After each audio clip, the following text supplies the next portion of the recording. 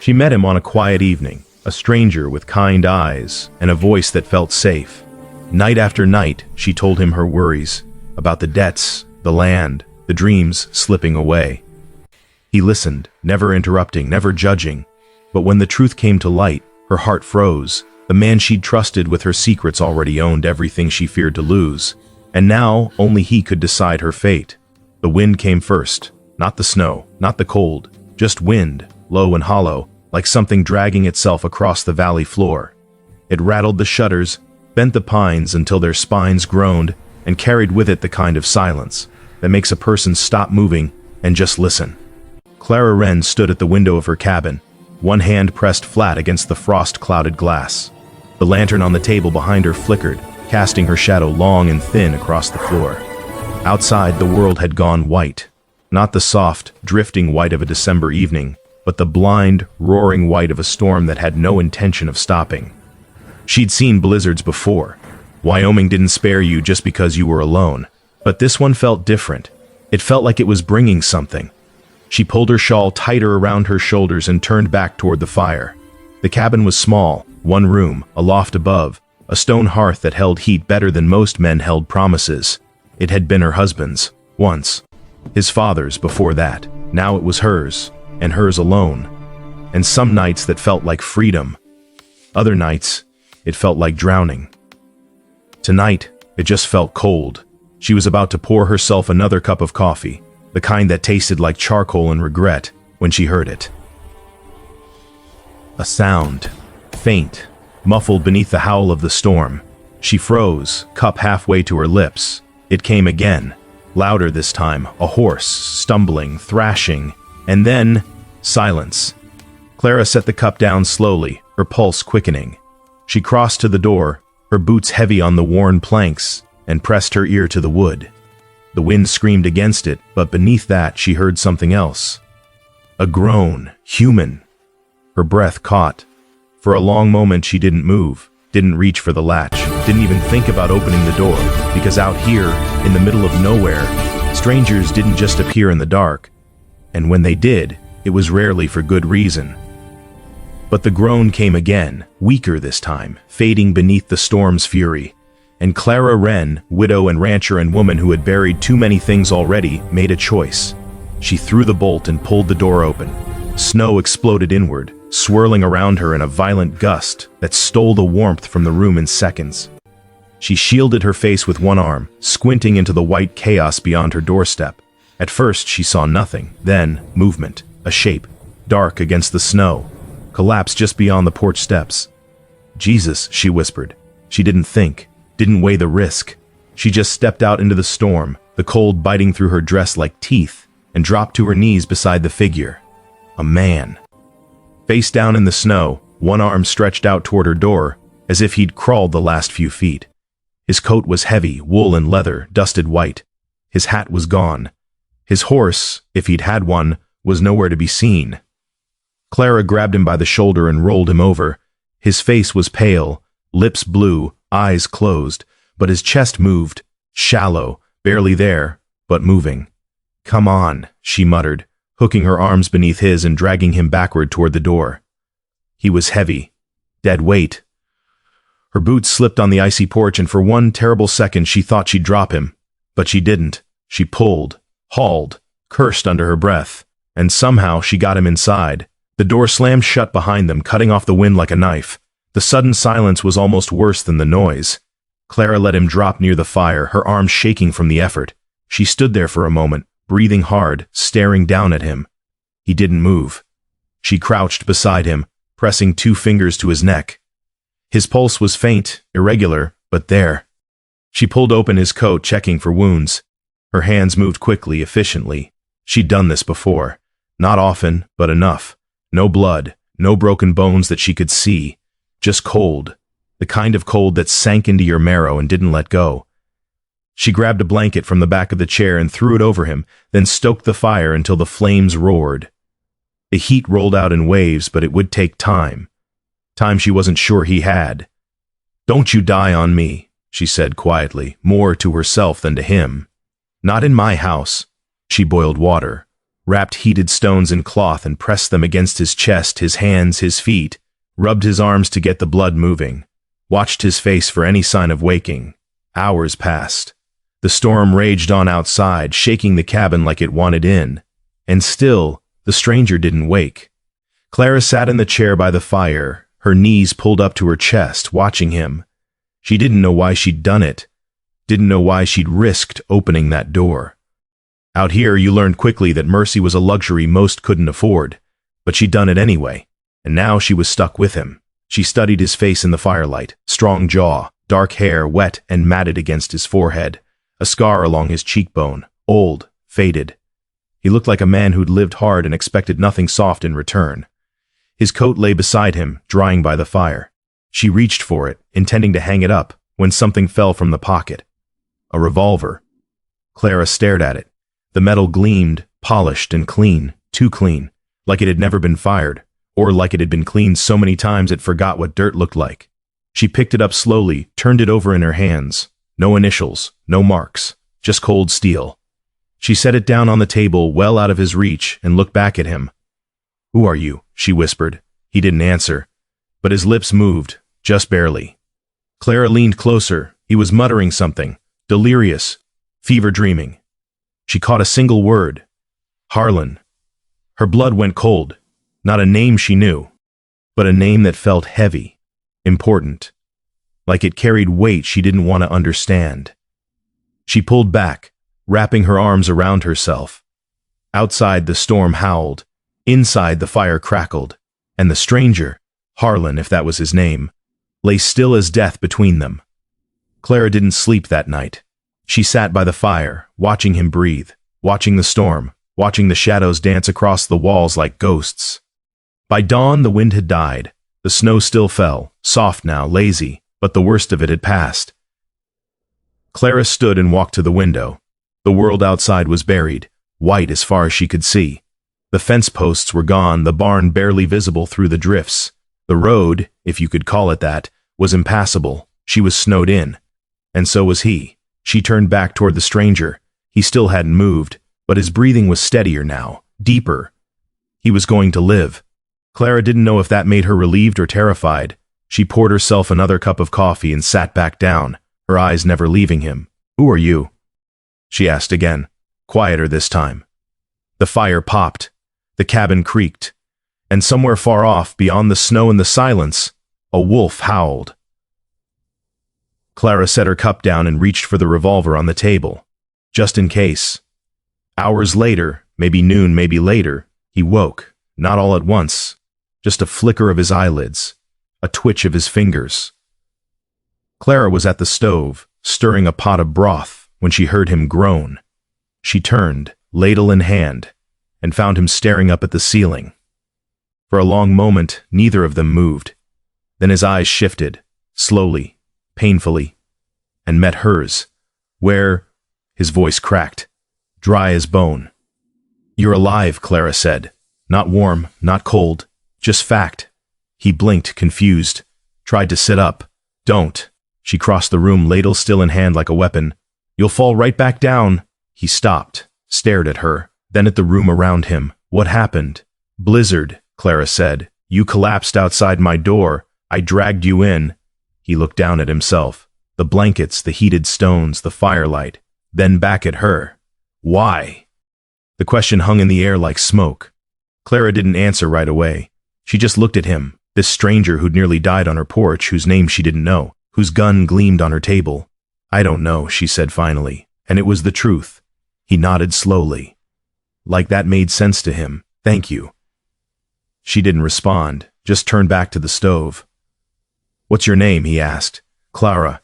"Clara," he repeated, quiet, like he was tasting it. She glanced over her shoulder. "And you?" He hesitated, just for a second. But she saw it. "Harlan," he said. Clara's grip tightened on the ladle. "Harlan what?" Another pause. "Ridge." The name hit her like a stone. She turned fully now, staring at him. "Harlan Ridge?" He nodded. Clara's heart pounded in her chest. She didn't recognize the name. Not exactly. But it felt familiar, like something she'd heard whispered in town, something she wasn't supposed to remember. You got business around here? She asked carefully. I did, he said. Not anymore. Why not? He looked at her for a long time. Then he looked away. Because I'm done. Clara didn't know what that meant, but she didn't ask. She just poured the broth into a tin cup and brought it to him. Drink this, she said. You'll need your strength. He took the cup, his hands shaking slightly. How long was I out? All night. Most of the morning. He glanced toward the window, saw the snow. Looks like I'm not going anywhere soon. No, Clara said quietly. Neither of us are. Harlan looked at her again, something unreadable in his eyes. I won't cause you trouble, he said. Clara crossed her arms. You already have. But she didn't ask him to leave, and he didn't offer. Outside, the snow kept falling, soft, endless, as if the world itself wanted to forget what had just been said. The silence between them lasted 3 days. Not the kind of silence that screams with tension, but the careful, measured quiet of two people who understand that words can be more dangerous than weather. Clara moved through the cabin like a shadow, tending the fire, cooking meals that neither of them talked over, checking the drifts outside that kept climbing higher against the walls. Harlan stayed near the hearth those first days, not because he was weak anymore, though his body still carried the memory of that cold, but because he seemed to understand that this was her space, and he was only breathing in it by her mercy. On the 4th morning, the snow finally stopped. Clara woke before dawn, the way she always did, and found him already awake. He was sitting at the edge of the bedroll she'd given him, staring into the last embers of the fire. She didn't say good morning, just moved past him to the stove. Coffee's almost ready, she said. I can smell it. His voice was stronger now, clearer. It carried a weight that hadn't been there when he'd first woken, the weight of a man who'd decided something while the rest of the world slept. Clara poured 2 cups and set one on the table near him. He reached for it slowly, wrapping both hands around the tin like he was afraid it might disappear. Thank you, he said. She nodded, sipped her own, watched him over the rim. You feel well enough to move? She asked. I do. Then you should probably go. The words came out flat, not cruel, just honest. Harlan looked up at her. His dark eyes searched hers, and for a moment, Clara thought he might argue, might say something about the snow, the cold, the miles between here and anywhere, but he didn't. He just nodded. You're right. Clara felt something twist in her chest. She told herself it was relief, but it wasn't. Harlan stood, testing his legs. He moved like a man who'd spent too many years in the saddle, stiff, deliberate, but strong. He reached for his coat still drying by the fire and pulled it on. Then he paused. My horse, he said. You see it out there? Clara shook her head. Storm probably spooked it. Could be miles away by now. Could be dead. Harlan's jaw tightened, but he didn't flinch. Just nodded again. Then I'll walk. In this? Clara gestured toward the window. You'll be frozen again before you reach the ridge. I've walked through worse. Maybe, but not after 3 days of lying half dead on someone's floor. He looked at her, something almost like amusement flickering behind his eyes. You want me to stay? I want you to not die a mile from my door, Clara said sharply. That's different. Harlan studied her for a long moment. Then he took off his coat. One more day, he said quietly. I'll leave at first light tomorrow. If the weather holds. Clara turned away so he wouldn't see her face. Fine. But it wasn't fine. Because something had shifted in the cabin, and both of them felt it. By midday, the sun broke through the clouds for the first time in a week. Clara stood on the porch, shielding her eyes against the glare off the snow. The world looked clean, new, like it had been carved fresh out of ice and light. Behind her, the door creaked open. Harlan stepped out, his breath fogging in the cold air. He didn't say anything. Just stood beside her, looking out at the valley. It's beautiful, he said finally. It's brutal, Clara replied. That too. She glanced at him. He was staring at the horizon, his expression unreadable. You ever work a ranch? She asked. Some. Long time ago. Cattle? Horses, mostly. Clara nodded. I've got both. Not many, but enough to keep me busy. Harlan turned to look at her. You run this place alone?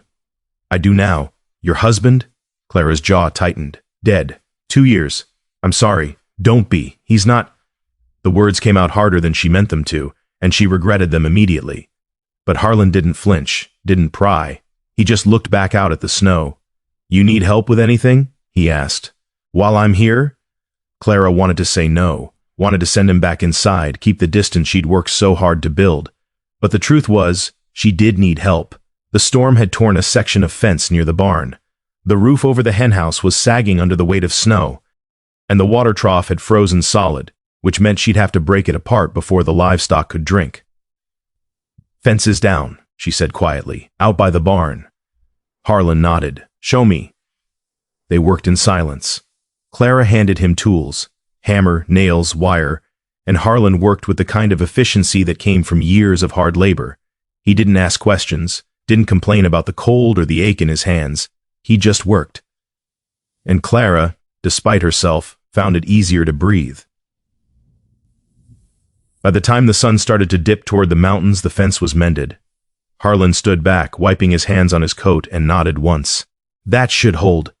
Clara inspected his work. Clean, solid, better than she could have done alone. It will, she said. They walked back toward the cabin together, their boots crunching through the snow. The sky was turning pink and gold, the kind of color that made you forget, just for a moment, how hard the world could be.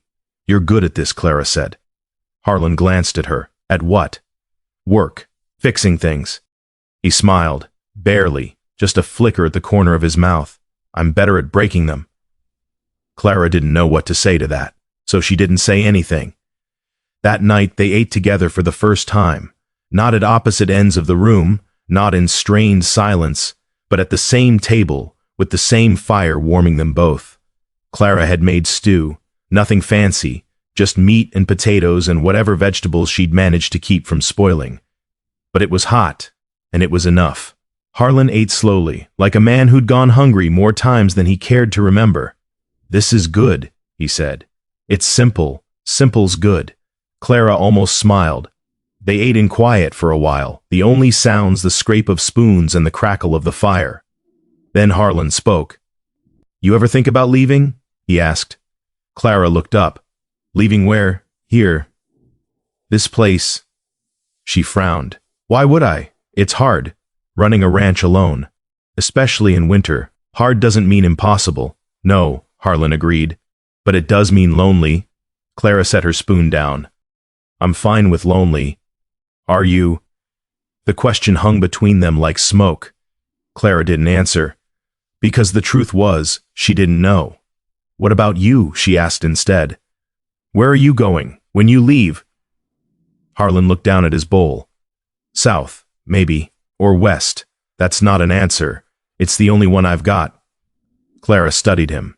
His face, his hands, the way he held himself like a man who'd learned not to settle anywhere too long.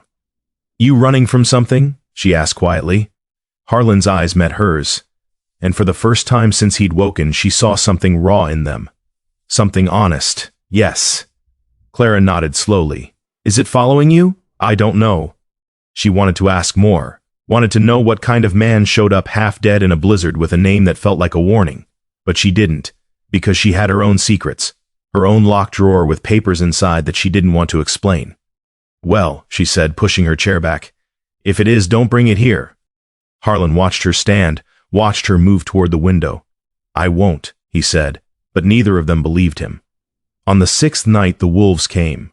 Clara heard them first, their howls echoing through the timber walls, low and mournful and too close. She sat up in the loft, her heart pounding, and looked down at the main room. Harlan was already awake, already moving. He'd pulled on his boots and was reaching for his coat. Stay inside, he said. Like hell, Clara shot back, climbing down the ladder. Clara, they're after my livestock. That makes them my problem. Harlan opened his mouth to argue, then closed it. He reached for his revolver, the one she'd set on the table that first night, and checked the chamber. Clara grabbed the rifle from above the door. Together they stepped out into the cold. The snow glowed silver under the moon. The world was still, silent, and then movement, shapes, low and dark, circling the barn. Damn, Clara whispered. There were 4 of them, maybe 5. Their eyes gleamed like coins in the darkness. Harlan raised his revolver. Don't, Clara said. You'll spook the horses. They're already spooked. Then we scare them off. We don't kill them unless we have to. Harlan looked at her like she'd lost her mind. but he lowered the gun. Clara stepped forward, raising the rifle above her head, and fired a single shot into the air. The crack echoed across the valley. The wolves scattered, not far, just into the trees, watching, waiting. Clara and Harlan stood there for a long time, side by side, staring into the darkness. "They'll come back," Harlan said quietly. "I know. Then we should stay out here. Keep watch." Clara looked at him. His face was hard, focused, but his eyes held something she hadn't seen before. Concern, not for himself, for her. "All right," she said. They sat on the porch together, rifles across their laps, watching the tree line. The wolves never came back, but Clara and Harlan stayed there until dawn anyway.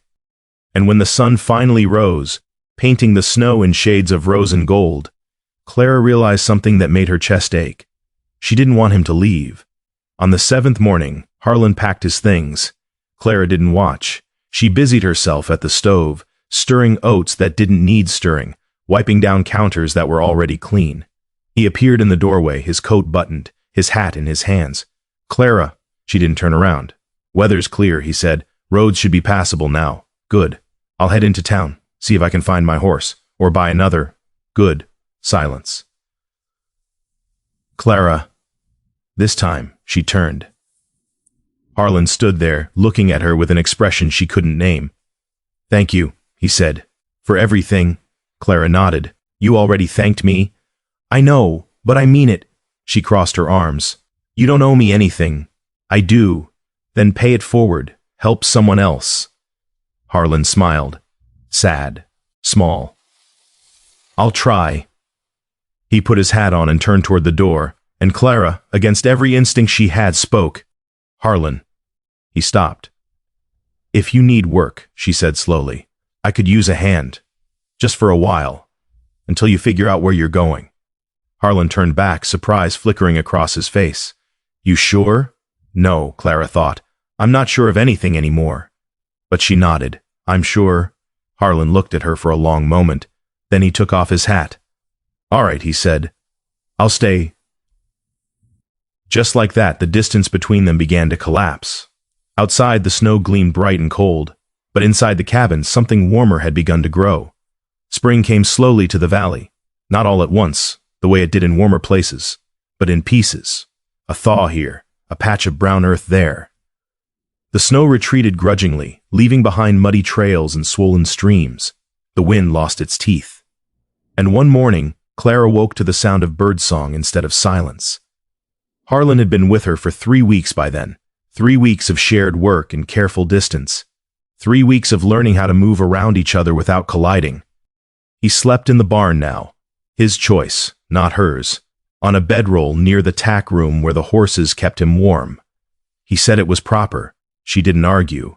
But every morning he was at the cabin door before dawn, waiting for coffee and the day's work. And every morning, Clara let him in. They fell into a rhythm. He mended what was broken. She taught him the land. Together they coaxed the ranch back to life after the long winter, fixing gates, clearing drainage ditches, checking fence lines that stretched for miles across the valley floor. It was hard work, the kind that left your hands blistered and your back aching. But it was good work, and for the first time in 2 years, Clara didn't feel like she was doing it alone. On a Tuesday morning, or maybe it was Wednesday, the days had begun to blur. Clara saddled her mare and found Harlan waiting by the corral with his own horse. Not the one he'd lost in the storm, but a roan gelding he'd bought in town with money he hadn't explained. She didn't ask where the money came from. He didn't offer. "We're riding out to check the north pasture," Clara said, adjusting her stirrups. "Stream runs through there. Needs to be clear before we move the cattle up." Harlan nodded, swinging into the saddle with the ease of a man who'd spent half his life on horseback. "Lead the way." They rode in silence, the morning light spilling gold across the hills. The air smelled like wet earth and pine sap. Somewhere in the distance, a hawk cried out, sharp and lonely.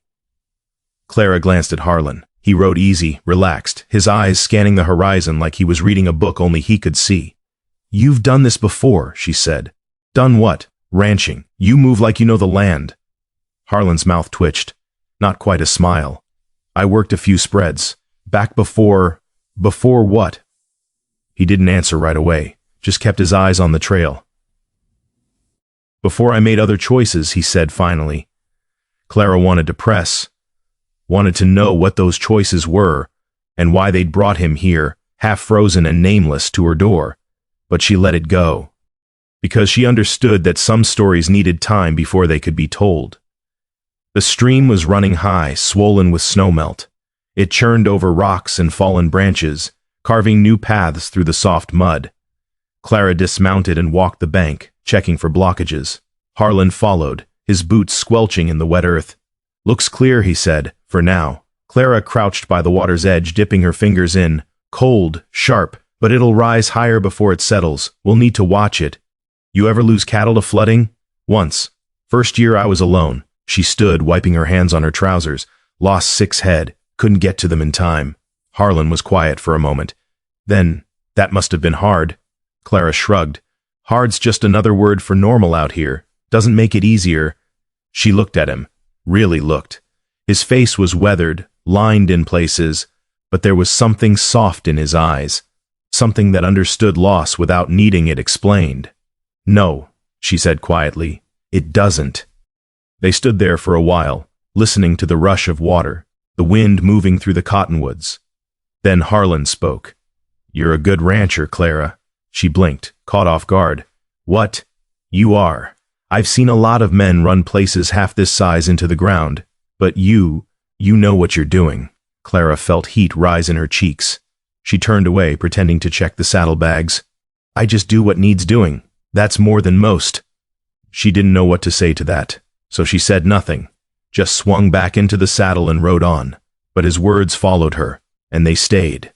That afternoon, they worked together to move a small herd of cattle from the lower pasture to higher ground. 20 head, mostly cows with spring calves stumbling beside them on legs still too new and shaky. Clara rode point. Harlan took the flank. They worked without speaking, their movements synchronized, their horses responding to the slightest shift in weight or pressure. It was the kind of work that required trust. And somewhere along the way, they'd found it. By the time they drove the last cow through the gate, the sun was high and hot. Clara pulled off her hat, wiping sweat from her forehead. "Good work," she said. Harlan grinned, an actual grin, wide and unguarded. "You too, boss." Clara rolled her eyes. "Don't call me that." "Why not? You are the boss."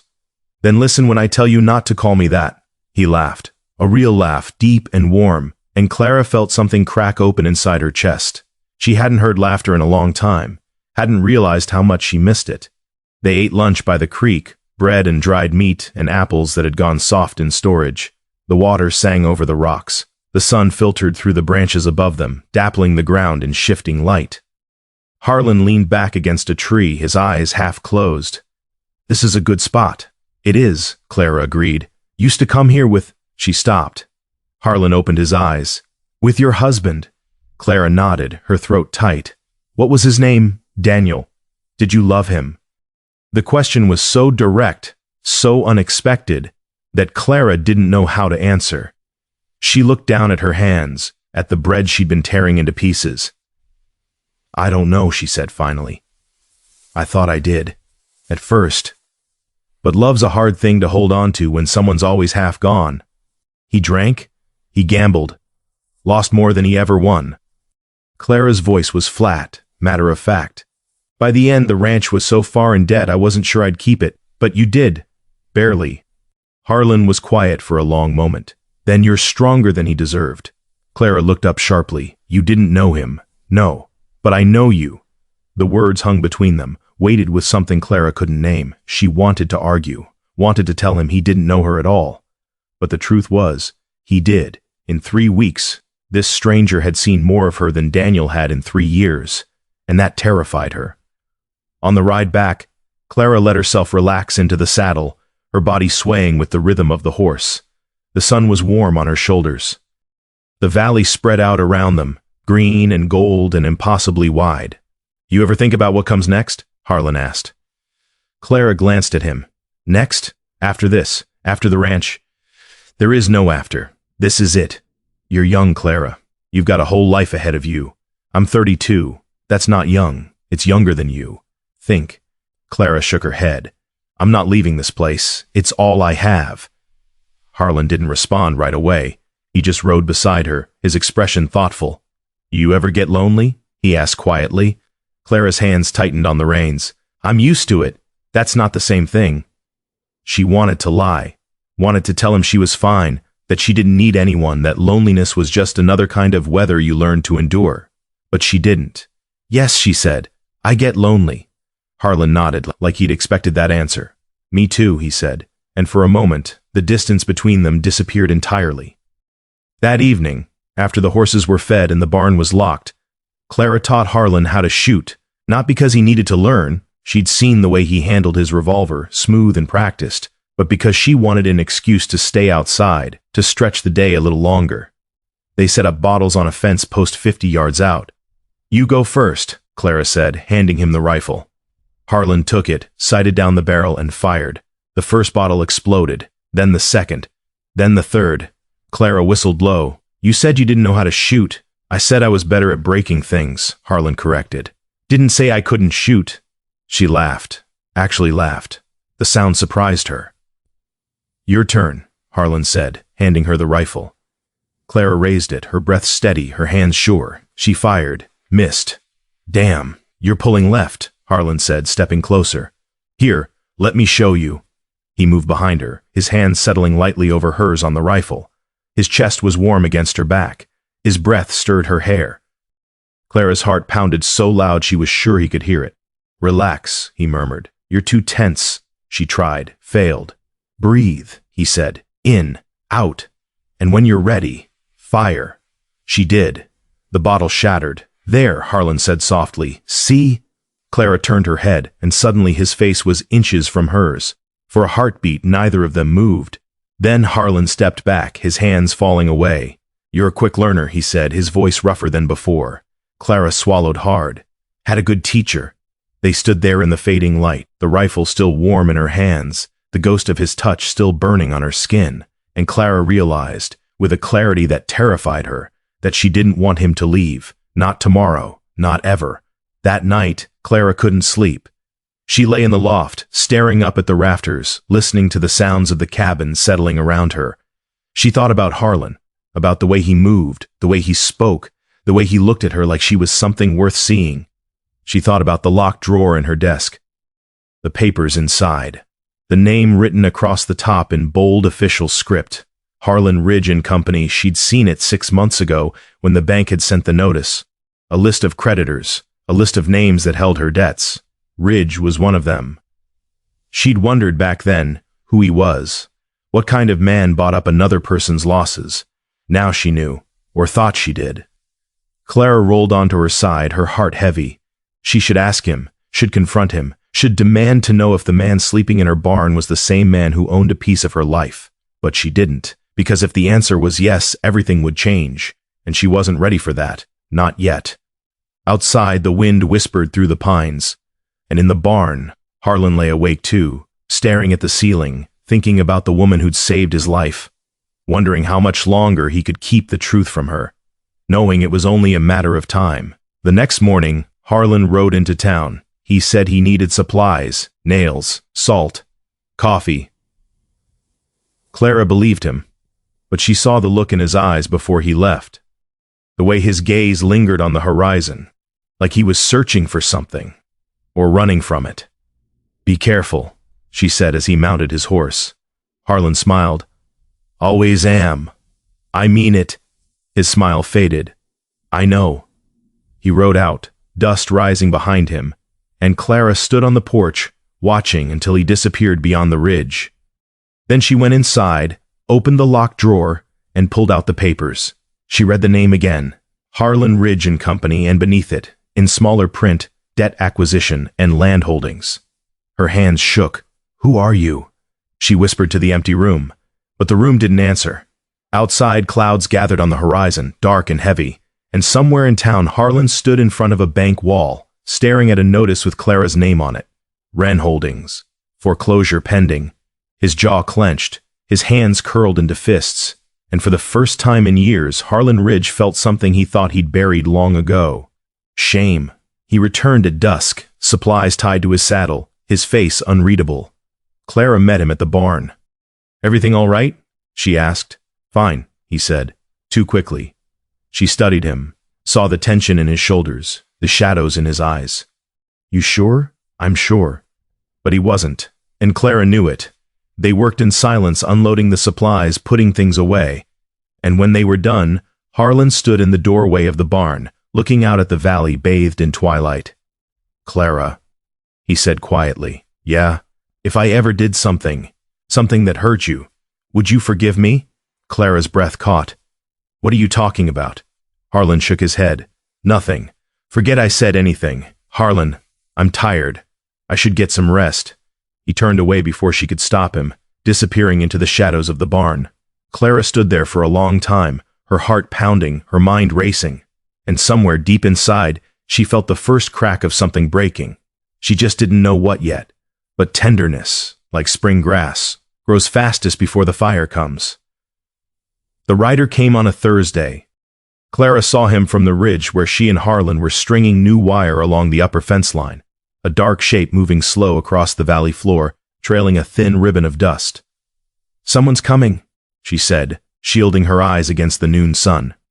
Harlan looked up from the post he was hammering, his expression shifting from focus to something harder. Wary. You expecting anyone? No. They watched in silence as the rider grew closer. Not hurrying, not cautious either, just steady, deliberate, like a man who knew exactly where he was going. Clara's stomach tightened. Riders who came alone, unannounced, rarely brought good news. I should head down, she said, pulling off her work gloves. I'll come with you. No. The word came out sharper than she meant. She softened her tone. Stay here, finish the fence, I'll handle it. Harlan's jaw tightened, but he nodded. If you need me, I know where to find you. She mounted her mare and rode down the slope, her heart beating faster with every stride. By the time she reached the cabin, the rider was already dismounting. A thin man in a brown coat, his face weathered and unremarkable.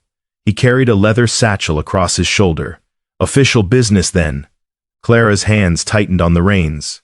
Ma'am, the man said, tipping his hat. Mrs. Wren? That's right, name's Porter. I'm with the Territorial Mail Service. He reached into his satchel and pulled out a sealed envelope. Thick, heavy, the kind of paper that cost money. Got a letter for you. From the bank in town. Clara's blood went cold. She dismounted slowly, her legs suddenly unsteady, and took the envelope from his outstretched hand. The paper was cream-colored, expensive. Her name was written across the front in neat, impersonal script. Mrs. Clara Wren, Wren Holdings. And in the corner, stamped in red ink, final notice. You need to sign for it, Porter said, holding out a ledger and pencil. Clara signed without looking, her hand moving automatically. Porter tipped his hat again, climbed back on his horse, and rode away without another word. She stood there in the yard, alone, staring down at the envelope in her hands. For a long time, she didn't move, didn't breathe, just stood there, feeling the weight of it. This small, innocent-looking piece of paper that somehow held the power to destroy everything she'd fought to keep. Finally, she opened it. Her hands shook as she unfolded the letter inside. The words swam in front of her eyes at first, blurred by fear and fury. But slowly they came into focus. Dear Mrs. Wren, this letter serves as final notice of outstanding debt owed to Harlan Ridge and Company in the amount of $3,847.62, accrued through loans secured against the property known as Wren Holdings. Payment in full is required within 30 days of receipt of this notice.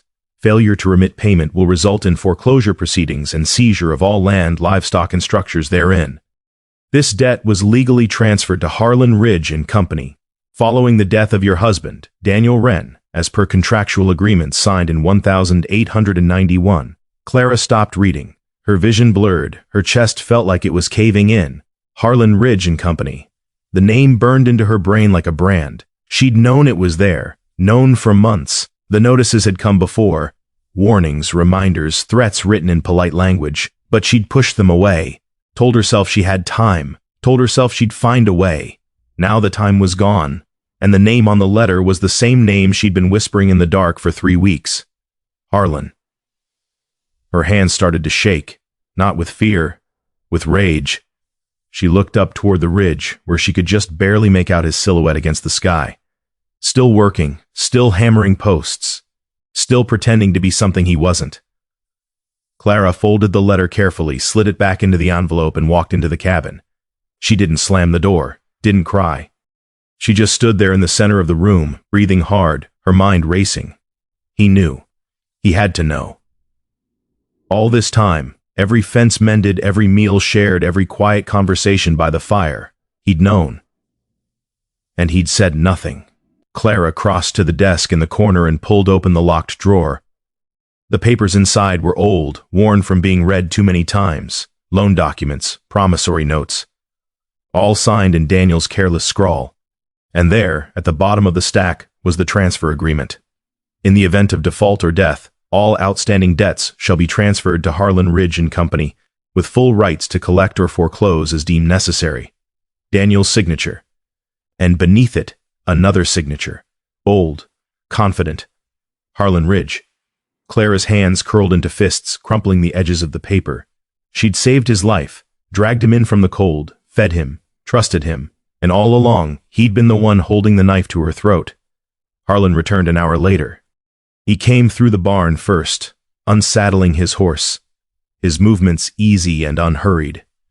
Through the window, Clara watched him work, watched the way he moved, strong, capable, kind, a lie, all of it.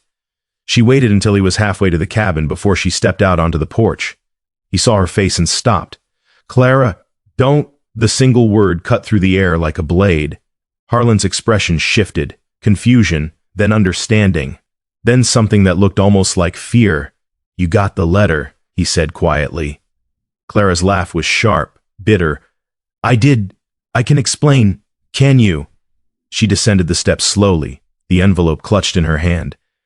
"Can you explain why you've been living in my barn for 3 weeks, eating my food, working my land, all while knowing you're the one who's going to take it from me? It's not like that." "Then what is it like, Harlan?" She was shouting now, her voice breaking. "Tell me, because right now it looks like you came here to watch me lose everything. Like some kind of a vulture, circling, waiting for me to fall." "No." Harlan took a step forward, his hands raised. "Clara, listen to me." "I don't want to listen." She threw the envelope at his chest. It bounced off and fell to the ground between them. "I want you to leave. Clara, please, leave." The word echoed across the valley. Harlan stood there, his jaw tight, his eyes dark with something Clara couldn't name. "I didn't come here to hurt you," he said, his voice low and rough. "I came here to warn you." Clara stared at him. "Warn me?" "Yes." "About what?" "About this." He bent down, picked up the envelope, held it out to her. "About the foreclosure. About what Ridge, what my company, was planning." "Your company," Clara repeated, the words like ash in her mouth. "So it's true. You are him. Harlan Ridge." "I was." His voice cracked. "I was him. But I'm not anymore. That doesn't change anything. It changes everything." Harlan took another step forward. "Clara, I know what my company did. I know the debts we bought, the people we ruined. I did it for years, and I'm not proud of it. But I walked away. I left. Because I couldn't. I couldn't keep destroying lives just to line someone else's pockets. And you thought coming here would make it better?" Clara's voice shook. "You thought saving me would wash your hands clean? I thought I could help. You thought wrong." Harlan flinched like she'd struck him. Clara turned away, her eyes burning. "How much?" "What?" "The debt." "How much do I owe?" "Clara, how much?" Silence. Then quietly, 3,800, give or take. Clara closed her eyes. "It might as well have been 1,000,000. "I don't have it," she said. "I don't have half of it. I know." "Then why are you here?" She spun back to face him, tears streaming down her face now. "If you know I can't pay, if you know I'm going to lose this place, why did you stay? Why did you make me think—" Her voice broke. "Why did you make me think I wasn't alone?" Harlan's face twisted with pain. "Because you're not. I am now." She walked past him, toward the barn, her shoulders shaking. "Clara, wait. Don't follow me. Don't talk to me. Just pack your things and go. I'm not leaving." She stopped, turned. "You don't have a choice." "Yes, I do." Harlan's voice was steady now, certain. "And I'm choosing to stay To help you fight this. Fight what? Your own company? Yes. Clara laughed, a hollow broken sound. You're insane. Maybe. He took a step closer. But I'm also the only person who knows how Ridge operates. How he buys debts, how he forecloses, how he uses the law to steal what isn't his. If anyone can help you keep this place, it's me. I don't want your help. I know. But you need it. Clara stared at him, her chest heaving, her mind spinning. She wanted to scream at him, wanted to hit him, wanted to collapse and let the weight of everything finally crush her. But more than that, more than anything, she wanted him to be telling the truth. Why should I trust you? She whispered. Harlan met her eyes. Because I'm not asking you to. I'm just asking you to let me prove it. The wind picked up, rattling the shutters, scattering dust across the yard. Clara looked down at the letter in her hands, at the name stamped across the top. Harlan Ridge and Company. Then she looked back at the man in front of her, the man who'd fixed her fences, who'd worked beside her in silence, who'd laughed with her by the creek and taught her how to shoot, the man who'd lied to her, and the man who was begging her, now, to believe him anyway. 30 days, she said finally, her voice flat. That's all I have. Then we'll use them. How? I don't know yet. Harlan's jaw set. But I'll figure it out. Clara shook her head, exhausted. You can't fight your own company. Watch me. For a long moment they stood there, two people caught between trust and betrayal, hope and despair. Then Clara turned and walked into the cabin. She didn't invite him in, didn't tell him to leave. Just closed the door behind her and sank into a chair by the fire, the letter still clutched in her trembling hands. Outside, Harlan stood in the yard staring at the closed door, his fists clenched at his sides. He'd come here to escape his past, but now it had found him anyway. And the only way forward was through. That night neither of them slept. Clara sat at her desk sorting through papers, trying to find something, anything that could save her. A missed payment, a legal error, some loophole Daniel might have overlooked, but there was nothing, just debt, stacked on debt, and a signature that sealed her fate. In the barn, Harlan lay awake, staring at the rafters, his mind churning. He knew what he had to do, knew where he had to go, but the thought of it made his stomach turn. He'd walked away from that world once, swore he'd never go back. But Clara was different. She'd saved him when she had no reason to, and now it was his turn, even if it cost him everything. By dawn, Harlan had made his decision. He found Clara on the porch, wrapped in a blanket, watching the sun rise over the valley. She didn't look at him when he sat down beside her. I'm riding out today, he said. Where? South. To find Ridge. Clara's head snapped toward him. What? He's the one who holds your debt. If I can convince him to forgive it, or at least extend the terms, he won't. Maybe not. But I have to try. Clara stared at him, her eyes red-rimmed from crying. Why? Because I owe you. You don't owe me anything. Yes, Harlan said quietly. I do. The wind stirred the cottonwoods. Somewhere far off, a coyote yipped. Clara looked away. If you go, you might not come back. I will. You don't know that. No, Harlan admitted. But I'm going anyway. Clara closed her eyes. I don't understand you. I don't understand. Me, either. Despite everything, Clara almost smiled. Almost. When do you leave? She asked. Within the hour? She nodded, her throat tight. Be careful. Always am. Harlan. He looked at her. Really looked. And for a moment, all the hurt and anger and fear between them fell away. Yeah? Come back, she whispered. Harlan reached out, his hand hovering just above hers. Then he pulled away. I will, he said, I promise. And with that, he stood and walked toward the barn. Clara watched him go, her heart breaking and mending at the same time. She didn't know if she believed him, didn't know if she could. But as he rode out under a bleeding sky, his silhouette fading into the distance, she realized something that terrified her. She loved him. Despite everything, despite the lies and the debt and the impossible weight of it all. She loved him, and that made losing him so much worse. The sun climbed higher. The valley fell silent, and Clara sat alone on the porch, holding on to hope like a lifeline. In his absence, the silence became her truest enemy, and her only company. The days crawled by like wounded animals. Clara woke before dawn each morning, worked until her hands bled, and collapsed into bed long after the stars had claimed the sky. She pushed herself harder than she ever had, hauling water, splitting wood, repairing the summer shelter in the high pasture that she'd been putting off for months. Anything to keep moving, anything to keep from thinking about how empty the barn felt, how quiet the meals were, how the silence pressed against her like a physical thing, heavy and suffocating. Harlan had been gone for 6 days. No word, no sign, just absence. The townsfolk noticed, of course. They always did. When Clara rode into town on the 8th day to sell 3 steers, money she desperately needed, though it wouldn't be nearly enough, she felt their eyes on her like brands. Whispers followed her down the main street, soft and sharp. Heard she was keeping company with a drifter. Man showed up in the storm, stayed on her property.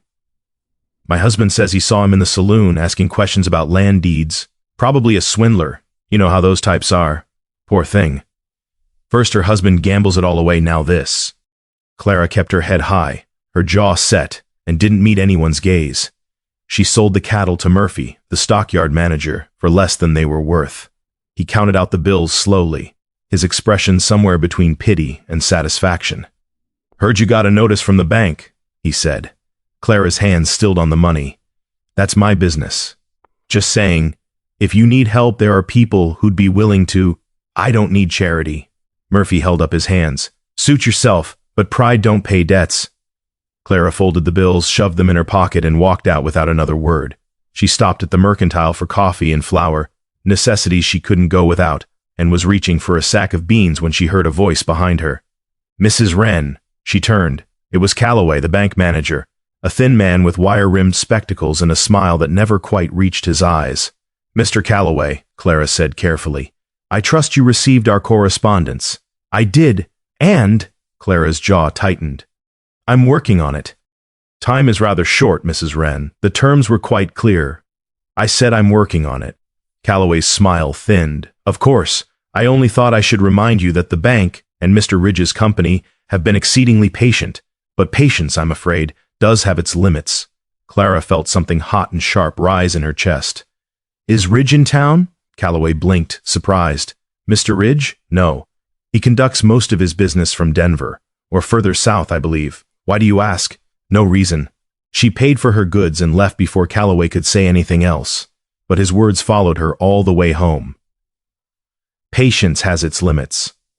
On the 10th night, Clara sat on the porch with a lantern and the ledger, going over the numbers for the 100th time. She'd sold the steers, sold 2 horses she could barely afford to part with, scraped together every dollar she'd hidden away over the years. It still wasn't enough, not even close. She closed the ledger and pressed the heels of her hands against her eyes, willing herself not to cry. She was so tired, tired of fighting, tired of being alone, tired of hoping for something that might never come. A sound broke through the night, the distant rumble of hooves. Clara's head snapped up.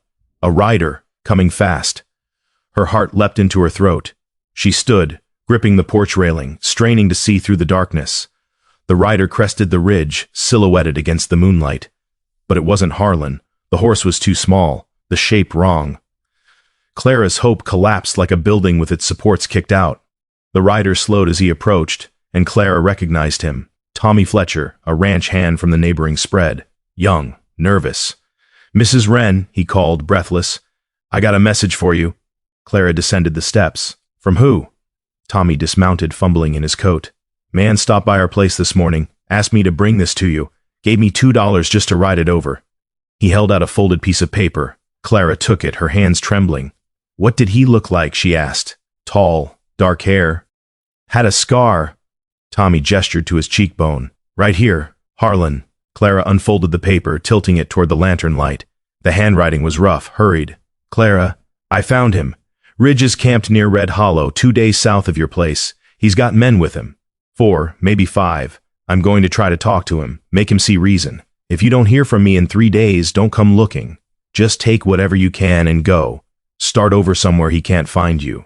I'm sorry for everything. You deserve better than this. Better than me." Shh. Clara read it twice, 3 times. Then she crumpled it in her fist. "That fool," she whispered. Tommy shifted uncomfortably. "Ma'am, you all right?"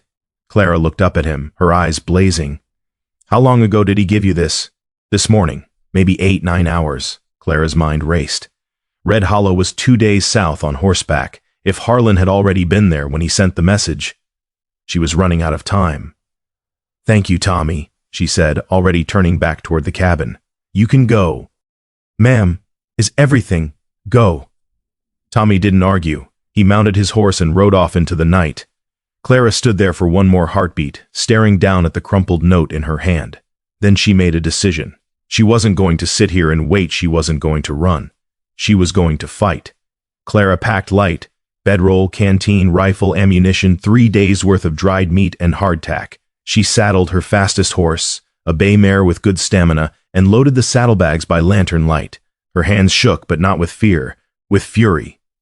Harlan thought he could face Ridge alone, thought he could trade himself, his reputation, his safety, maybe his life, for her debt. He was wrong. She wasn't going to let him. By the time the first hint of dawn touched the horizon, Clara was riding south, her jaw set, her eyes hard. The valley fell away behind her. The land opened up, wide and raw and unforgiving. She pushed the mare hard, stopping only to water her and let her rest. She rode through the heat of midday, through the cool of evening, through the cold of another night, and with every mile, her resolve hardened. Red Hollow sat in a crease between two mesas, a dry riverbed snaking through its center. It was the kind of place men came to when they didn't want to be found, or when they were looking for trouble. Clara reached it on the afternoon of the second day. She approached cautiously, keeping to the high ground, scanning the landscape below. Smoke rose from a camp near the riverbed. 4 horses, maybe 5. And standing near the fire, his back to her, was a man she recognized even from a distance. Harlan. Her heart clenched. He was alive, but he wasn't alone. 3 men stood around him, not threatening, not yet, but close, watching. And across from Harlan, on the other side of the fire, sat a man Clara had never seen before. He was older, 50s maybe. Well-dressed for a camp in the wilderness. Dark coat, vest, polished boots. His hair was silver, combed back. And he held himself with the kind of casual authority that came from years of being obeyed without question. Ridge. It had to be. Clara dismounted, tied her horse in a stand of cottonwoods, and crept closer on foot, keeping low. She couldn't hear what they were saying, not yet, but she could see Harlan's posture, tense, defensive, and Ridge's, relaxed, almost amused. This wasn't a negotiation. It was a performance, and Harlan was losing. Clara checked her rifle, her pulse pounding in her ears. Then she stepped out into the open. "Harlan," she called. Every head turned. Harlan's face went white. "Clara, don't." She walked forward, rifle in hand but not raised. "Not yet." "I'm not leaving." Ridge stood slowly, his eyes moving from Harlan to Clara with mild interest. "And who might you be?" "Clara Wren." Recognition flickered across his face. "Ah, the widow." He smiled. Cold, sharp. "I was wondering when you'd make an appearance." Clara stopped 10 feet from the fire. "I want to talk." "Do you?" Ridge folded his arms. "How delightful. It's not often I get to meet my debtors in person. Most prefer to hide behind lawyers and letters. I'm not hiding. Clearly." His gaze flicked to Harlan. "Though I see you brought my former associate with you. Or did he bring you?" "I came on my own," Clara said. "Even better." Ridge's smile widened. "Tell me, Mrs. Wren, what is it you want to talk about?" "The debt." "Ah, yes, the debt." Ridge pulled a folded paper from his coat pocket. $3,847, plus interest. "You have it?" Clara's jaw clenched. "No." "Then I'm afraid there's nothing to talk about." "There is," Harlan said sharply. "Ridge, listen." "I've listened." Ridge cut him off. "For the last hour I've listened to you plead and bargain and beg. It's been quite touching, really. But the answer remains the same." He looked at Clara. "The debt stands. You have 2 weeks to pay, or the land is mine." "It was never yours," Clara said, her voice low and dangerous. "On the contrary. The moment your late husband signed those papers, it became mine.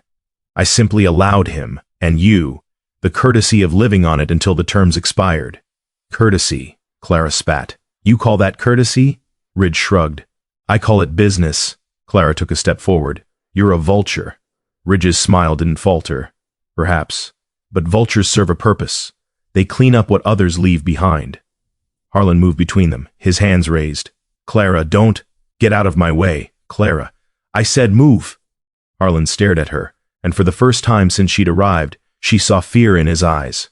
Not of Ridge, of her, of what she might do.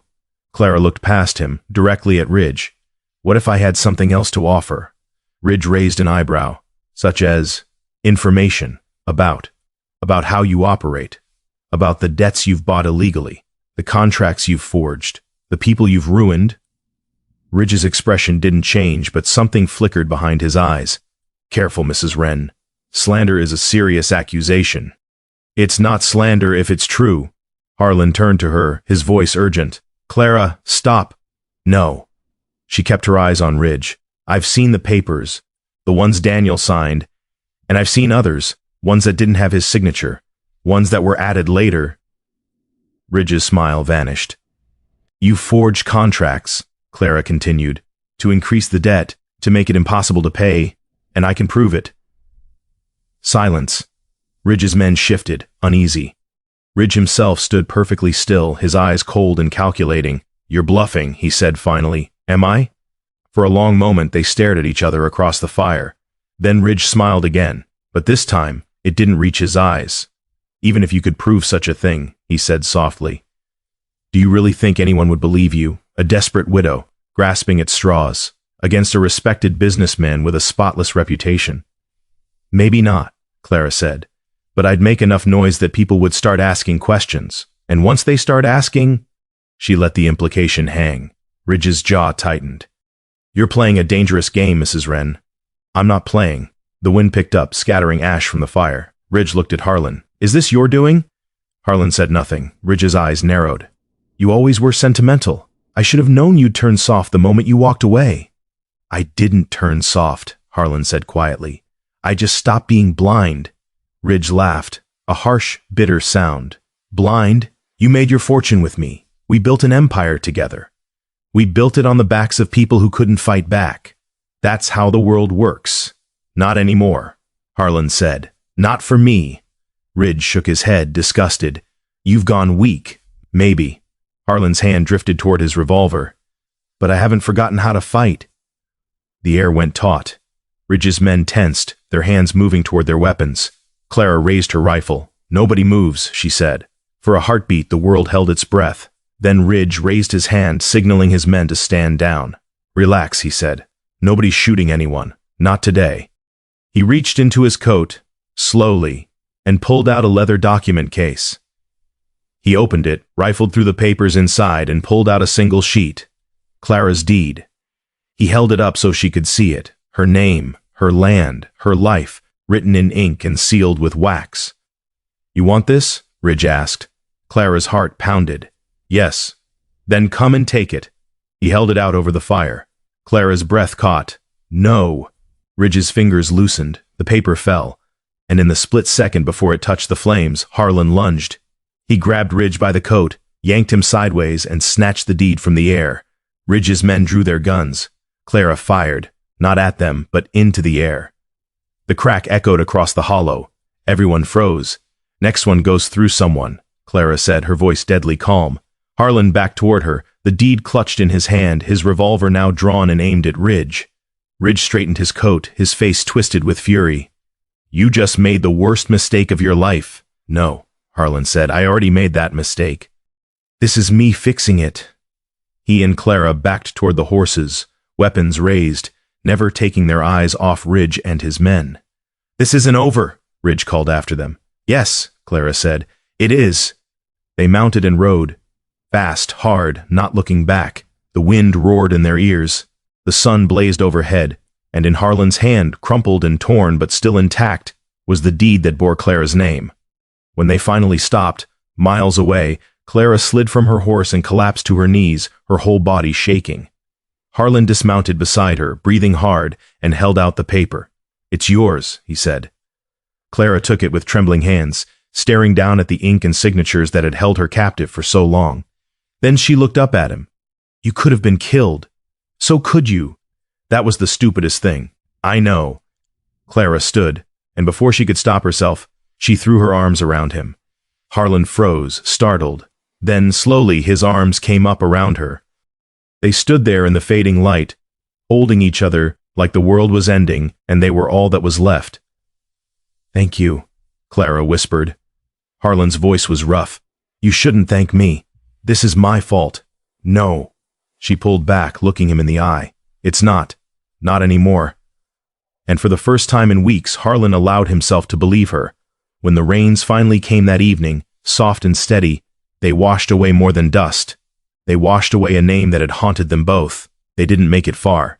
Clara knew it before Harlan said a word.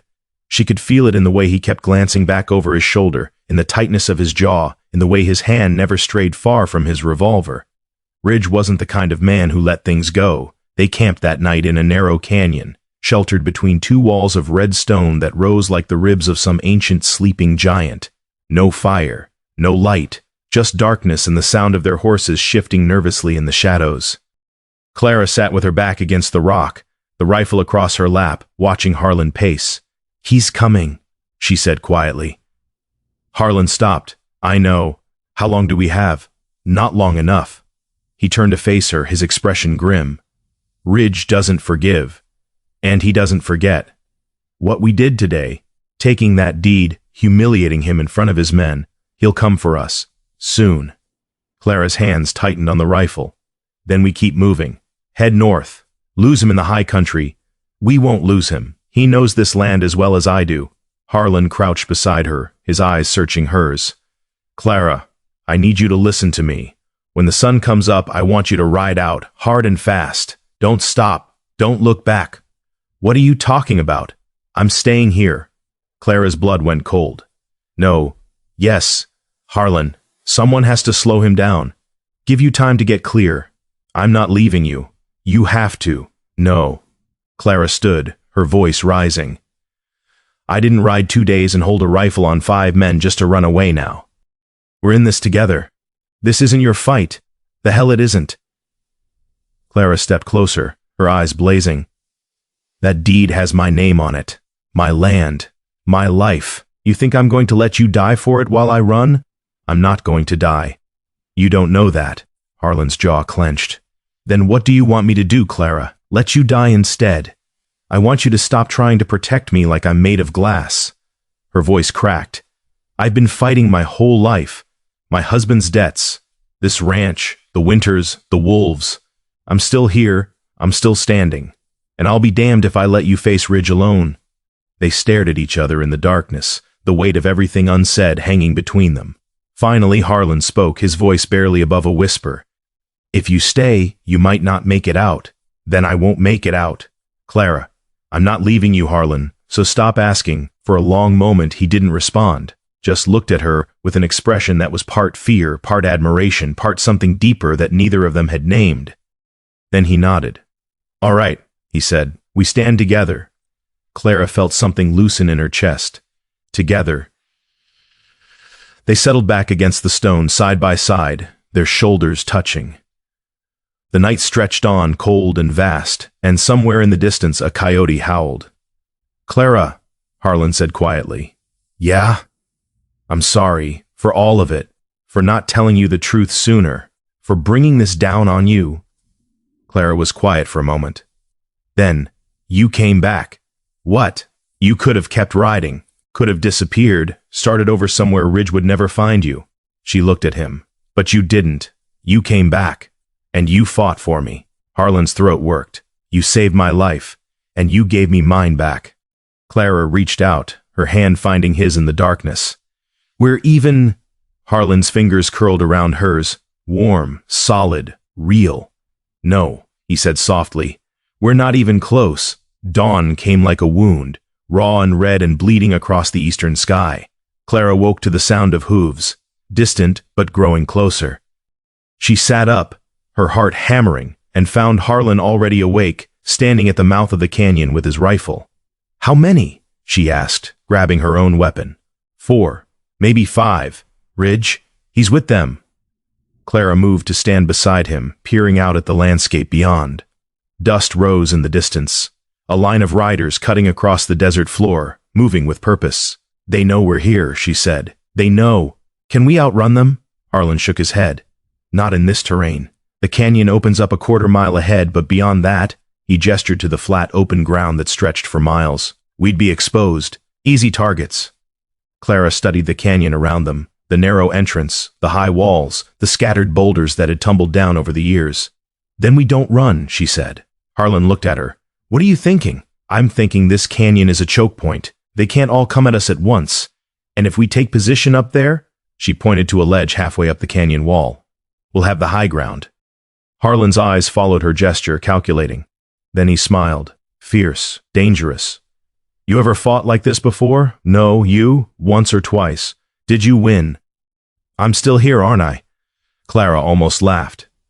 Then let's make sure we both stay that way. They worked quickly, leading the horses deeper into the canyon where they'd be sheltered then, climbing to the ledge Clara had spotted. It was narrow, barely wide enough for two people, but it offered a clear view of the canyon entrance and decent cover behind a fallen slab of rock. Clara checked her rifle. 6 rounds. She had more ammunition in her belt, but reloading would take time. Harlan had his revolver and a rifle he'd taken from his saddle. His face was calm, focused, but Clara could see the tension in his shoulders. You know they're not going to negotiate, she said. I know. And Ridge, he's not going to let this go. Even if we win today, I know that too. Clara looked at him. Then why are we doing this? Harlan met her eyes.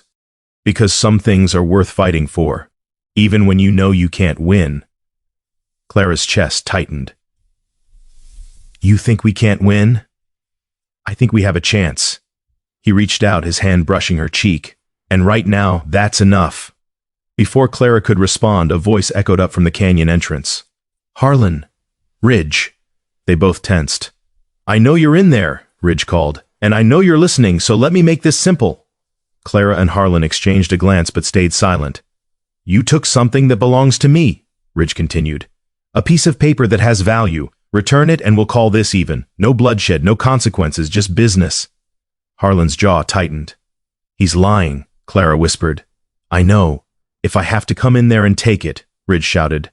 Things are going to get ugly, and I promise you, the widow won't walk out alive. Clara's blood ran cold. Harlan's hand moved to his revolver. Stay down, he muttered. Harlan. He stood just enough to be seen and shouted back. The deed stays with her, Ridge. It's over. Silence. Then nothing's over until I say it is. Then come and get it. For a heartbeat, nothing happened. Then Ridge's voice rang out, sharp and final. Take them. Gunfire erupted. The canyon exploded with sound. Bullets ricocheting off stone, the crack of rifles, the shouts of men advancing. Clara pressed herself against the rock, her heart pounding so hard she thought it might break through her ribs. Harlan fired, once, twice, and one of Ridge's men went down. 3 left, he shouted over the noise. Clara leaned out, sighted down her rifle, and fired. The shot went wide, chipping stone near one of the riders. She cursed, adjusted, fired again. This time she hit. The man cried out and fell from his horse. 2, Clara called. But Ridge's remaining men had reached the canyon entrance now, dismounting, using the rocks for cover. Bullets pinged off the ledge where Clara and Harlan crouched, forcing them back. They're pinning us down, Clara shouted. Harlan reloaded, his movements swift and practiced. Can you see Ridge? Clara risked a glance. No. Wait. There. Ridge was hanging back, still mounted, watching the fight unfold from a safe distance. Coward. I'll draw their fire, Harlan said. You take the shot. That's insane. Clara, trust me. Before she could stop him, Harlan stood fully, exposing himself, and fired 3 rapid shots. The remaining men turned their attention to him, unleashing a barrage that forced him to dive back behind cover. But in that moment, in the split second when all eyes were on Harlan, Clara rose, aimed, and fired. The bullet caught Ridge's horse in the shoulder. The animal screamed and reared, throwing Ridge to the ground. He's down, Clara yelled. Harlan was already moving, scrambling down the ledge with reckless speed. Clara followed, her rifle clutched tight, her breath coming in ragged gasps. They hit the canyon floor just as Ridge's remaining men realized what was happening. One of them turned, raising his rifle. Harlan shot him before he could fire. The last man threw down his weapon and raised his hands. I'm out! I'm out! Run! Harlan barked. The man didn't need to be told twice. He bolted, disappearing into the desert. Clara and Harlan advanced on Ridge, who was struggling to his feet, his face twisted with fury and pain. His coat was torn. His hat was gone. Blood streamed from a gash on his forehead where he'd hit the ground. "It's over, Ridge," Harlan said, his revolver trained on the older man's chest. Ridge laughed, a harsh, bitter sound. "Over? You think this is over? The deed is Clara's. The debt is void. You've got no claim." "I've got lawyers. I've got judges in my pocket. I've got nothing." Clara stepped forward, her rifle still raised. "You've got nothing, because I have this." She pulled the deed from her coat. "And every person in 3 counties is going to know how you tried to steal it, how you forged contracts, how you sent men to kill a widow over land you had no right to." Ridge's face went pale. "You can't prove." "I can." Clara's voice was steel. "Harlan will testify. And when people start digging into your business, into all the debts you've bought, all the families you've ruined, they're going to find the truth. And your empire, it'll collapse." Ridge stared at her, his chest heaving. For the first time since Clara had met him, he looked small, defeated. "You've lost," Harlan said quietly. "Walk away, while you still can." Ridge's jaw worked. Then, slowly, he nodded. "This isn't finished," he said, his voice low and venomous. "Yes," Clara said. "It is." Ridge turned and limped toward his injured horse, his back rigid with fury and humiliation. They watched him go, weapons still raised, until he disappeared beyond the canyon mouth. Only then did Clara lower her rifle. Her hands were shaking, her whole body was shaking. Harlan holstered his revolver and turned to her. "You all right?" Clara opened her mouth to answer, but no words came. Instead, she let out a laugh, wild, breathless, edged with hysteria. "I shot a man's horse," she said. "You did. I held a rifle on 5 people. You did that too. I could have died. But you didn't." Harlan stepped closer, his hands gentle on her shoulders. "You're alive, Clara. We both are." Clara looked up at him, her eyes bright with tears she hadn't realized she was crying. "We did it," she whispered. "Yeah." Harlan's voice was rough. "We did." And then, before either of them could think better of it, Clara rose on her toes and kissed him.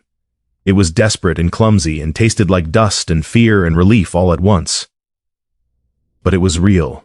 When they finally pulled apart, both breathing hard, Harlan rested his forehead against hers. "Clara, don't," she said. "Don't say it's a mistake. Don't say we shouldn't. I was going to say I've wanted to do that since the day you dragged me out of the snow." Clara laughed, a real laugh this time, full and bright. "Then why didn't you? Because I didn't deserve you. You still don't." Harlan smiled. "I know, but I'm keeping you anyway." "Yeah? Yeah."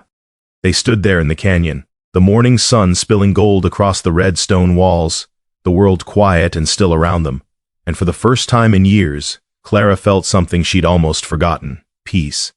They rode out of Red Hollow an hour later, side by side, the deed safely tucked in Clara's coat. The valley spread before them, wide and green and impossibly beautiful. Home. "You think Ridge will come back?" Clara asked. Harlan was quiet for a moment. "Then no, he's done. He knows if he pushes again, he'll lose everything." "You sure?" "No." Harlan glanced at her. "But I'll be there if he does." Clara smiled. "We'll be there." "We," Harlan repeated, like he was testing the word. "I like the sound of that." "Good, because you're stuck with me now. I can think of worse fates." They rode on, the sun warm on their backs, the wind carrying the scent of sage and wildflowers. And behind them, in the canyon where blood had been spilled and futures decided, the rain began to fall. Soft, cleansing, washing away the last traces of violence. When the rains finally came, they washed away more than dust. They washed away a name, and with it, the shadows that had haunted them both. Summer settled over the valley like a blessing. The snow-scarred peaks turned green. Wildflowers bloomed in impossible colors: purple lupine, red paintbrush, gold sunflowers that turned their faces toward the light. The streams ran clear and cold, fed by snowmelt that would carry them through to autumn. And the land, Clara's land, truly hers now, came alive with the kind of abundance that made you believe in second chances. 3 months had passed since Red Hollow. 3 months of rebuilding, of mending fences that had nothing to do with wire and wood, of learning how to live without fear hanging over every decision. Clara stood on the porch in the early morning light, a cup of coffee warming her hands, watching Harlan work a young colt in the corral. The horse was skittish, half wild, but Harlan moved with patience, voice low, movements measured, waiting for trust instead of demanding it. He'd learned that here, she thought. Or maybe remembered it. The sound of his voice carried across the yard, soft and steady, and Clara found herself smiling without meaning to. He'd stayed, not because he had to, not because he owed her, but because he'd chosen to. And that made all the difference. The morning after they'd returned from Red Hollow, Clara had woken to find Harlan sitting on the porch steps, staring out at the valley with an expression she couldn't read. She'd sat down beside him, close enough that their shoulders touched. "You thinking about leaving?" she'd asked quietly. Harlan had been silent for a long time. Then, "I don't know where else I'd go." "That's not an answer." "No," he'd agreed, "but it's the truth." Clara had looked at him then, really looked, at the scar on his cheekbone, the lines around his eyes, the way his hands rested on his knees, scarred and strong and capable of gentleness she hadn't expected. "You could stay," she'd said. "Clara, I'm not asking you to. I'm just saying you could, if you wanted." Harlan had turned to face her. "What would that look like?" "I don't know. A partner, maybe.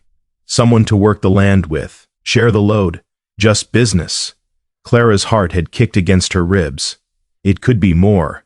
If you wanted." Harlan had studied her face for a long moment, searching for something. Doubt, maybe, or regret. But Clara had met his gaze without flinching. "I want," he'd said finally, his voice rough. "God help me, I want." And that had been enough. They fell into a rhythm that felt both new and ancient, the kind of partnership that required no explanation because it simply worked. Harlan took over the heavy work, repairing the barn roof, breaking the new horses, hauling timber from the high country for winter. Clara managed the books, the breeding schedules, the endless negotiations with buyers in town who tried to underpay her simply because she was a woman. Together, they brought the ranch back from the edge. The herd grew, the fences held. The land, which had seemed so fragile just months before, proved stronger than either of them had dared hope. And somewhere, along the way, the space between them closed entirely. It happened in small moments. His hand on her back as they walked to the barn, her fingers brushing his as she handed him tools, the way they moved around each other in the cabin, no longer careful, no longer separate, but synchronized in a way that felt inevitable. One night in late June, as they sat by the fire after a long day, Harlan had reached for her hand. "Clara," he'd said. She'd looked up from the ledger she was reviewing. "I need to tell you something." Her heart had stuttered. "All right, I'm not good at this. At it being someone people rely on. I spent most of my life taking from people instead of giving, and I know I don't deserve what you've offered me here. This life, this peace." Clara had set the ledger aside. "Harlan, let me finish." He'd tightened his grip on her hand.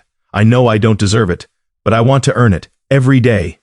For as long as you'll have me, and I need you to know, if you ever change your mind, if you ever realize you made a mistake letting me stay, I'll go.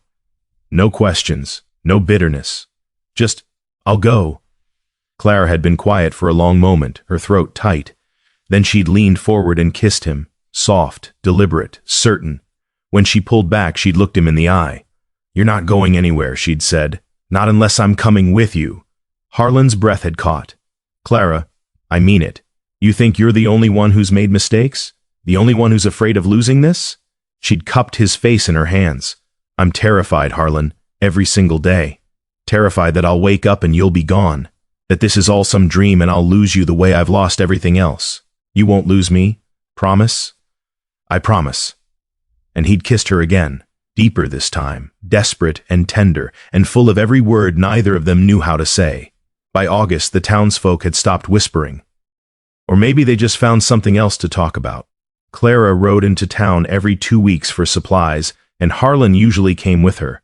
At first, people had stared, suspicious, judgmental, waiting for scandal. But over time, they'd seen the truth, seen the way Harlan worked, the way he treated Clara, with respect, with partnership, with a quiet devotion that spoke louder than words.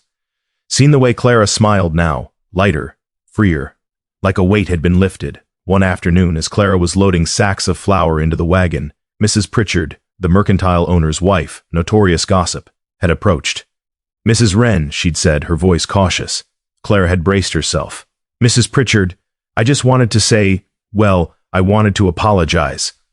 Clara had blinked, surprised. For what? For the things I said.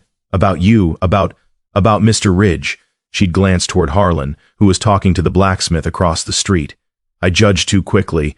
We all did. Clara had set down the flour sack slowly. Why are you telling me this, Mrs. Pritchard had smiled. Small, genuine, because I was wrong. And because you look happy, truly happy. And that's a rare thing out here. Clara's throat had tightened. Thank you. You're welcome, dear. Mrs. Pritchard had patted her arm. Hold on to it. Happiness, I mean. It's worth more than gold. September brought the first hints of autumn. Cool nights, golden afternoons, the aspens on the high slopes turning brilliant yellow. Clara and Harlan rode out one morning to check the cattle in the north pasture. They worked in comfortable silence, moving through the herd, checking for injuries or illness, making mental notes of which calves were ready for market. When they finished, instead of heading straight back, Harlan led them higher, up through the timber to a meadow Clara had never seen. Where are we going? She asked. You'll see. They crested a ridge, and Clara's breath caught. The meadow stretched before, carpeted in late summer grass that rippled like water in the breeze. Mountains rose on three sides, their peaks white with early snow. And in the center, a small stream cut through the green, its banks lined with wildflowers. Harlan, Clara breathed. I found it a few weeks ago, thought you should see it. Clara dismounted, walking slowly into the meadow. The grass came up to her waist. The air smelled like sage and pine and something sweet she couldn't name. Harlan dismounted beside her. What do you think? I think it's the most beautiful place I've ever seen. They stood there for a long time, side by side, listening to the wind and the water and the silence. Then Harlan spoke. Marry me. Clara's head snapped toward him. What? Harlan turned to face her, his expression serious but soft. Marry me, Clara. Not because you have to, not because it's expected, but because I love you, and I want to spend the rest of my life proving it. Clara stared at him, her heart hammering so hard she could barely hear. You love me? She whispered. Yes. Since when? Since you dragged me out of that storm. Since you trusted me when you had no reason to. Since you stood beside me in that canyon and refused to run. He reached for her hands. Since the first moment I saw you, Clara, I just didn't have the sense to know it. Tears spilled down Clara's cheeks. I love you too. Is that a yes? Clara laughed through her tears. Yes, you fool. Yes. Harlan pulled her close, lifting her off her feet and spun her around. She laughed, bright and unguarded, and when he set her down, he kissed her like the world was ending, and she was the only thing worth saving. When they finally pulled apart, both breathless, Clara rested her forehead against his. I didn't think I'd ever feel this way again, she said quietly. What way? Safe, happy, like I have a future worth living. Harlan's arms tightened around her. You do, we both do. They stood there in the meadow, wrapped in each other, the mountains standing sentinel around them, and for the first time in her life, Clara believed it. They married in October, just before the first snow. No church, no crowd. Just a circuit preacher who happened through town, and two witnesses they borrowed from the saloon. Clara wore a simple dress, blue cotton, nothing fancy. Harlan wore a clean shirt and his best coat. They spoke their vows on the porch of the cabin where everything had begun, where Clara had dragged a half-frozen stranger out of the cold and changed both their lives forever. I promise to stand beside you, Harlan said, his voice steady, in hardship and in joy, in silence and in song. For as long as I draw breath. Clara's voice shook, but she didn't falter. I promise to trust you, to fight for you, to love you without reservation or fear, until the mountains fall and the rivers run dry. The preacher smiled. I now pronounce you husband and wife. Harlan kissed her, gentle, reverent, and Clara felt something inside her settle, like a piece that had been missing finally sliding into place. That night, they lay together in the loft, the fire crackling below, the stars bright through the window. Do you regret it? Clara asked quietly. Regret what? Giving up your old life. The money, the power, all of it. Harlan was quiet for a moment. Then, I regret what I did, the people I hurt, but giving it up? He pulled her closer. That's the only thing I've ever done that I'm proud of. Clara pressed a kiss to his shoulder. You saved me. No, Harlan's voice was soft.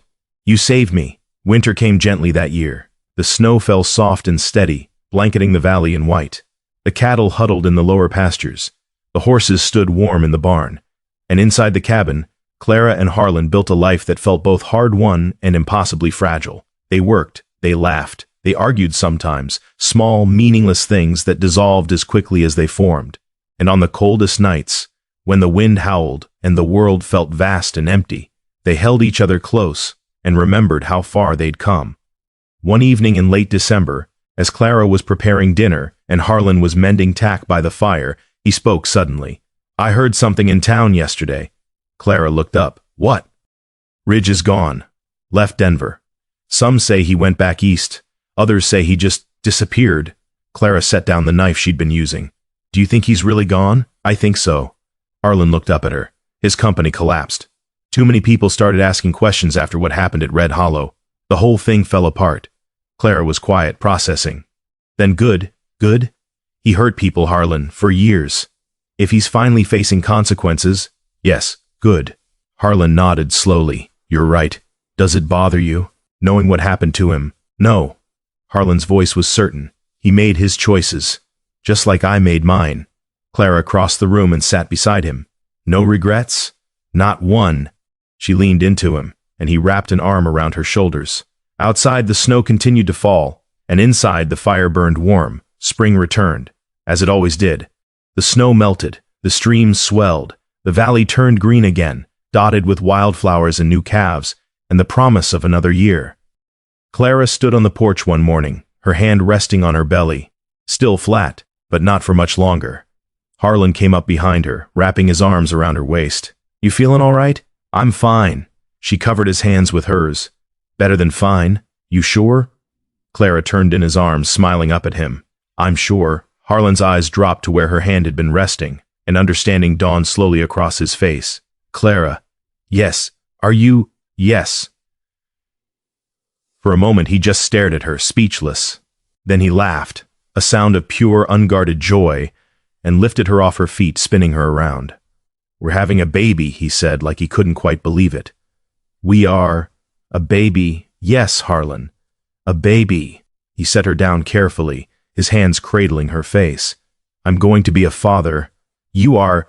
I don't know how. Neither do I." Clara smiled. "But we'll figure it out. Together." "Together," Harlan repeated and kissed her, soft, sweet, full of promise. The child came in autumn. A girl, small and fierce and perfect. They named her Rose, after the wildflowers that had bloomed the day Harlan proposed. Clara held her daughter in the same cabin where she'd once fought just to survive, where she'd dragged a stranger out of the cold and unknowingly saved them both. Harlan sat beside her, his hand resting on Rose's impossibly tiny head, his eyes bright with tears he didn't bother to hide. "She's perfect," he whispered.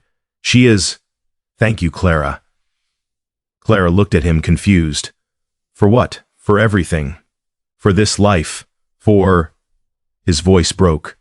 "For letting me be part of it." Clara reached for his hand, squeezing tight. "There's nowhere else I'd want you to be." They sat together in the golden afternoon light, their daughter sleeping peacefully between them, the world quiet and still. And as the sun set over the valley, painting the sky in shades of rose and gold, Clara realized something. She was happy, truly, deeply, impossibly happy. Not because life was easy. It wasn't. Not because the past had been erased. It hadn't. But because she'd fought for this. They both had. And in the end, the valley had forgiven them. Years passed. Rose grew, wild and bright and full of laughter. The ranch prospered. The land healed.